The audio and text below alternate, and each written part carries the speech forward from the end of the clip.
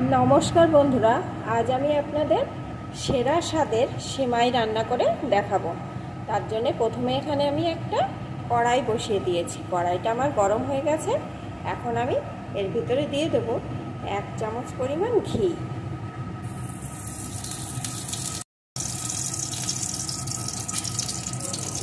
এখন ঘিটাকে এইভাবে কিছুক্ষণ নাড়িয়ে নেব যতক্ষণ না ঘিটা সম্পূর্ণ গলে যায়। ঘিটা আমার ফ্রিজে ছিল তার জন্য একদম জমে গেছে।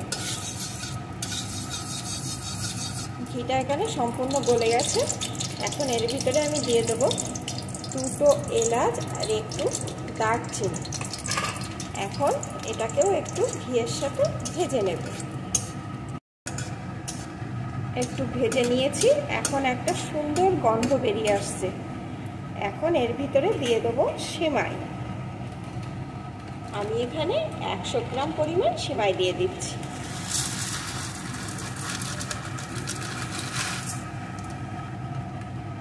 এখন সেমাইটাকেও ঘিয়ের সাথে সুন্দর করে ভেজে নেব। গ্যাসের জোরটা কিন্তু একদম লোতে করে রেখেছি যাতে পুড়ে না যায়। আস্তে আস্তে করে ভেজে নেব যাতে সুন্দর ভাজা হয়। 2 মিনিট আমি গ্যাসের জোরটা লোতে করে একটু ভেজে নিয়েছি। এখন এর ভিতরে দিয়ে দেবো কয়েকটা কাজু আর কিশমিশ। এখন এগুলোকেও একটু ভেজে নেব। গ্যাসের জোরটা কিন্তু আমার লোতে দেওয়া আছে। কাজু কিশমিশ দিয়েও আমি আরও 2 মিনিট ভেজে নিয়েছি। এখন এটাকে আমি একটা পাত্রে তুলে নেব। ভাজা সিমাইটা আমি একটা পাত্রে নামিয়ে নিয়েছি। এখন এই কড়াইয়ের ভিতরে দিয়ে দেব 1 লিটার পরিমাণ দুধ।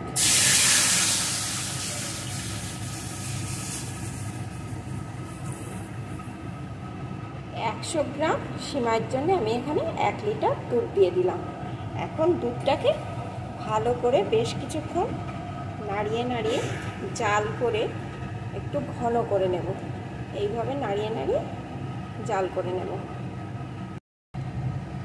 দুধটা বেশ কিছুক্ষণ ধরে আমি জাল করে দেখুন বন্ধুরা একটু ঘন করে নিয়েছি।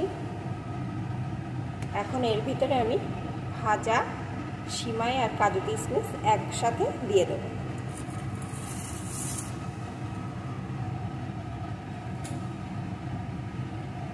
এখন এইভাবে নাড়িয়ে এই সিমাইটাও কিছুক্ষণ রান্না করে নেব। এইভাবে নাড়িয়ে নাড়িয়েই রান্না করব, নাহলে নিচে লেগে যেতে পারে। কিছুক্ষণ এইভাবে নাড়িয়ে নাড়িয়ে আমি রান্না করে নিয়েছি। এখন এর ভিতরে দিয়ে দেব সামান্য একটু লবণ। যে কোনো মিষ্টি জিনিসে একটু লবণ দিলে স্বাদটা কিন্তু দুর্দান্ত হয়। এখন আবারও আমি এইভাবে নাড়িয়ে রান্না করে নেব। এইভাবে নাড়িয়ে নাড়িয়ে আমি আরও কিছুক্ষণ রান্না করে নিয়েছি। এখন সিমাইটা কিন্তু আমার মোটামুটি রেডি। এখন মিষ্টির জন্যে আমি কিন্তু কোনো রকম চিনি ব্যবহার করব না, দিয়ে দেব তাল মিষ্টি।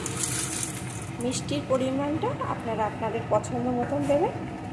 এখন আবারও নাড়িয়ে কিছুক্ষণ রান্না করে নেব যতক্ষণ না এই তাল মিষ্টিটা সম্পূর্ণ পায়েসের সাথে মিশে আসে। তাল মিষ্টি দিয়েও বেশ কিছুক্ষণ এইভাবে নাড়িয়ে আমি রান্না করে নিয়েছি। এখন মিষ্টিটা সম্পূর্ণ পায়েসের সাথে মিশে গেছে। এখন কিন্তু সিমাইটা আমার রেডি হয়ে গেছে। এখন আমি নামিয়ে নেব।